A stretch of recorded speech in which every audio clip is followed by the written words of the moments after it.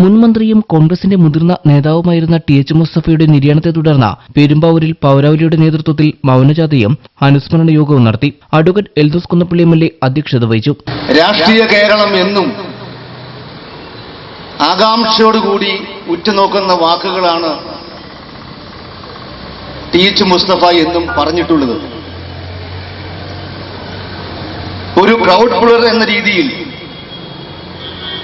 അദ്ദേഹത്തിന്റെ പ്രസംഗത്തിന് വളരെയധികം പ്രസക്തിയും ആളുകൾക്ക് താല്പര്യവുമായിരുന്നു അത് കേൾക്കുവാൻ.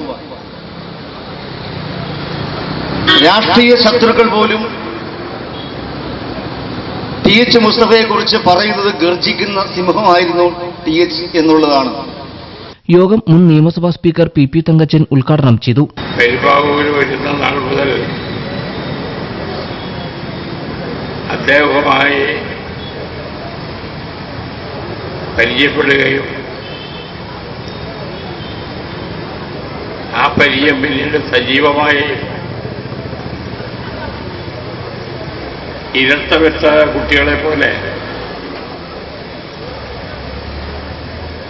അങ്ങനെ ആ സഹോദരന്മാരെ പോലെ അങ്ങോട്ടും ഇങ്ങോട്ടും എല്ലാ കാര്യങ്ങളും സംസാരിച്ചും ആലോചിച്ചും ചെയ്തിരുന്ന ആ കാലഘട്ടം നീണ്ട കാലഘട്ടത്തെക്കുറിച്ച് ഞാൻ ഓർക്കുകയാണ്. ബെന്നി ബെഹനാൻ എം.പി, ഫാദർ ബാബു ജോസഫ്, നേതാക്കളായ CM. Abdul Karim, NC. Mohanan, Babu Joseph, advocate Ramesh Chanda, PM. Velayudhan, municipal chairman Biju John Jacob, Shaji Salim, Joy Puneli, O. Devasi, K. Karnan, Jayapalan, Rajesh Kavungal, Zubair Onampally, TH. Nisar, panchayat പ്രസിഡന്റുമാരായ PB. Mohanan, KE. Naushada, Basil Paul, Sindhu Aravinda, KM. Shiyasa, Shihab Pallikkal എന്നിവർ സംസാരിച്ചു.